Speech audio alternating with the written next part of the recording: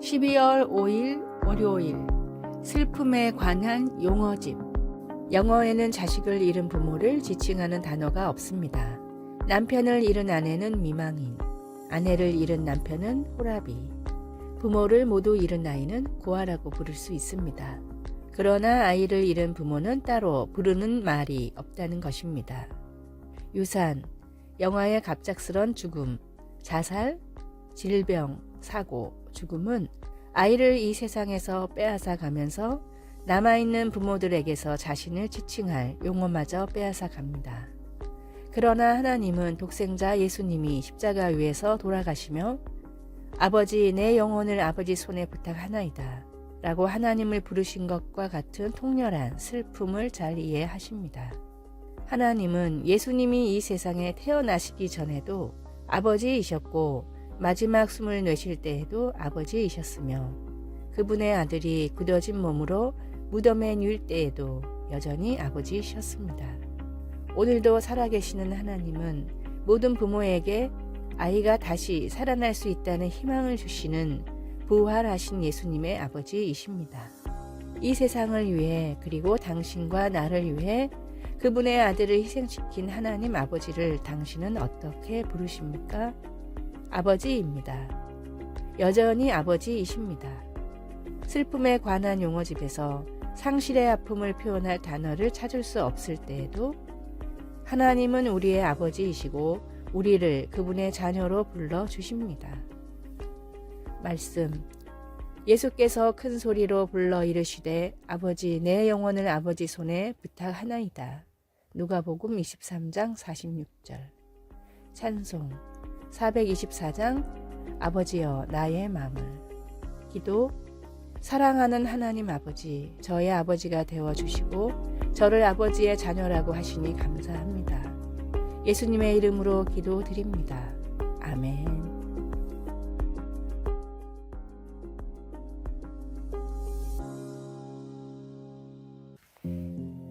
12월 6일 화요일 마음을 움직인 $20. 미국 캔자스시티의 사업이 망해서 노숙자가 된 스튜어트라는 남자가 있었습니다. 그는 추운 크리스마스에 도저히 배고픔을 참을 수 없어 식당에 들어가 닥치는 대로 음식을 시켜 먹었습니다. 그리고 지갑을 잃어버린 척 연기를 했지만 누가 봐도 노숙자의 핑계로만 보였습니다. 그러나 이 모습을 딱하게 본 식당의 주방장은 바닥에 당신 돈이 떨어졌다며 $20를 건넸습니다. 주방장은 $20를 주며 내가 떨어뜨린 돈이라고 했지만 난 내 돈 아니라는 걸 알고 있었습니다. 그 일을 계기로 어려운 이웃을 돕기로 결심한 스튜어트는 케이블 TV와 통신 사업으로 큰 돈을 벌면서 연말이면 거리에서 지폐를 나눠주기 시작했습니다. 그가 몰래 나눠준 돈은 26년 동안 $130만, 우리 돈 13억 원에 이릅니다.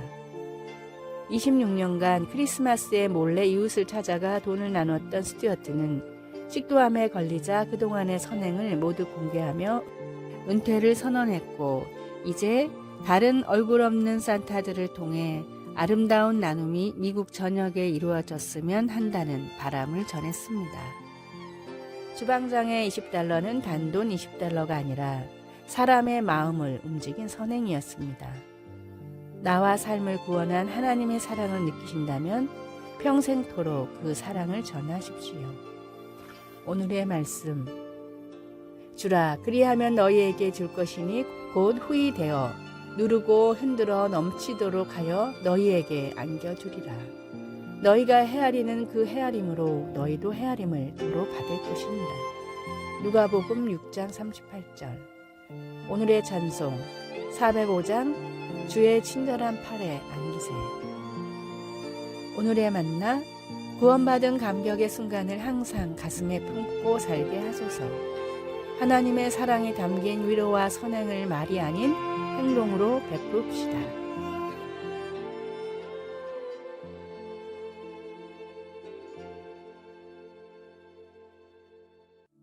12월 7일 수요일, 교회 공동체는 필요합니다.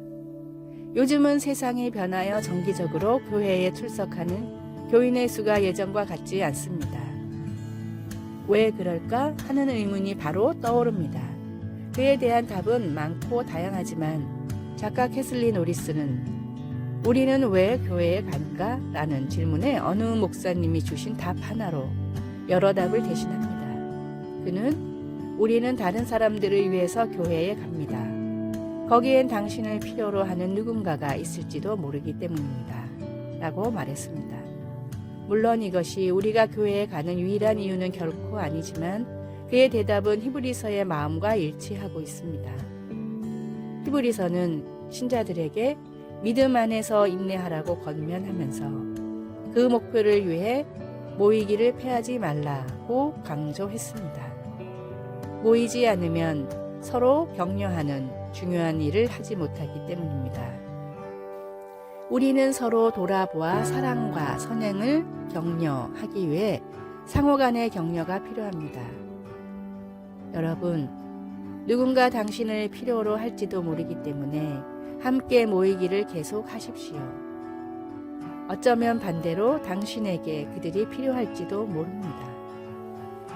말씀, 모이기를 패하는 어떤 사람들의 습관과 같이 하지 말고 오직 권하여 그날이 가까움을 볼수록 더욱 그리하자. 히브리서 10장 25절. 찬송 221장 주 믿는 형제들. 기도, 다른 사람들과 함께 예배하고 하나님의 이름을 찬양할 때 아버지의 이름으로 사람들을 격려할 수 있도록 도와주소서. 예수님의 이름으로 기도드립니다. 아멘.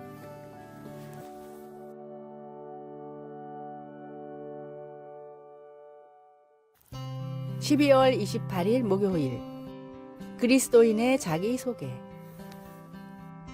살다 보면 의외로 자기소개를 하는 경우가 많습니다. 우리는 대부분 자신의 직업이나 나이, 사는 곳을 말하게 되는데 18초 자기소개법이라는 책에는 이런 방법들이 무조건 피해야 할 잘못된 자기소개라고 나와 있습니다. 다음은 이 책이 설명하는 제대로 된 자기소개에 들어가야 할 3가지 사항입니다. 첫째, 내가 제공할 미래. 나에게 상대방이 기대할 수 있는 것이 무엇인지 들어가야 합니다. 둘째, 실적. 내가 이룬 과거 실적의 토대가 있어야 미래를 설명할 수 있습니다. 셋째, 듣는 이에게 바라는 행동.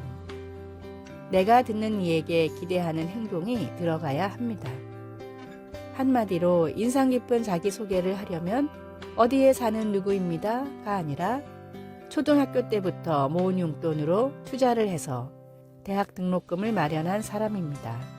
저를 뽑아주시면 회사를 위해 최고의 투자 기회를 찾아내겠습니다. 라고 해야 한다는 뜻입니다. 누군가에게 나를 설명할 때 나의 정체성은 무엇입니까? 나의 믿음과 신앙을 나타낼 수 있는, 그리고 복음을 잠시라도 전할 수 있는 최고의 자기소개를 준비하십시오. 오늘의 말씀, 너희는 세상의 소금이니 소금이 만일 그 맛을 잃으면 무엇으로 짜게 하리요? 후에는 아무 쓸데없어 다만 밖에 버려져 사람에게 밟힐 뿐입니다. 마태복음 5장 13절. 오늘의 찬송 620장 여기에 모인 우리. 오늘의 만나, 하나님의 자녀라는 정체성을 잊지 않고 또 세상에 알리게 하소서. 인상 깊은 자기소개를 써봅시다.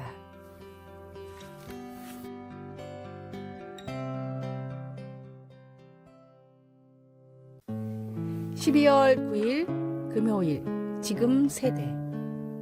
1964년 젊은 환경운동가 잭 와인버그는 30이 넘은 사람은 누구든 절대 믿지 말라고 말했습니다. 와인버그의 이 말은 한 세대 사람들에 대한 고정관념을 심어주었는데 그는 나중에 이 말에 대해 후회했습니다. 내 머리에 문득 떠올라 말한 것이 완전히 왜곡되고 오해를 불러일으켰다고 회고했습니다. 밀레니엄 세대를 폄하하는 말을 들어본 적이 있습니까? 혹은 그 반대는요? 다른 세대를 향한 그릇된 생각 때문에 세대 간의 통로가 막힐 수 있습니다. 분명히 더 잘 소통될 수 있는데 말입니다. 히스기야는 훌륭한 왕이었지만 다음 세대에 대해서는 관심이 부족했습니다. 젊은 시절 히스기야가 불치병에 걸렸을 때 그는 하나님께 살려달라고 부르짖었습니다. 그래서 그에게 15년의 삶을 더해 주셨습니다. 그러나 히스기야는 그의 자녀들이 언젠가 포로로 잡힐 것이라는 무서운 소식을 듣고도 눈물 한 방울 흘리지 않았습니다. 그는 적어도 자기 시대에는 평화와 안전이 있을 것이라고 생각했습니다. 히스기야는 자신의 안위에 쏟은 열정을 다음 세대를 위해서는 보여주지 못한 것 같습니다. 하나님은 우리를 나누는 세대 간의 벽을 넘어 사랑하라고 하십니다. 나이 든 세대에게는 젊은 세대의 참신한 이상주의와 창의성이 필요하며 반대로 젊은 세대는 윗세대의 지혜와 경험에서 도움을 받을 수 있습니다. 말씀. 히스기야가 낯을 벽으로 향하고 여호와께 기도하여 이르되.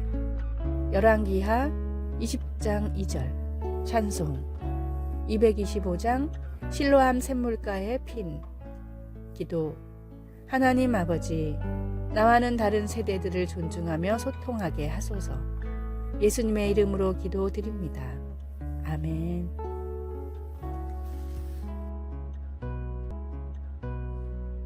아래의 빨간색 글자 구독을 누르시어 더 많은 전도의 열매를 맺으시기를 기도합니다.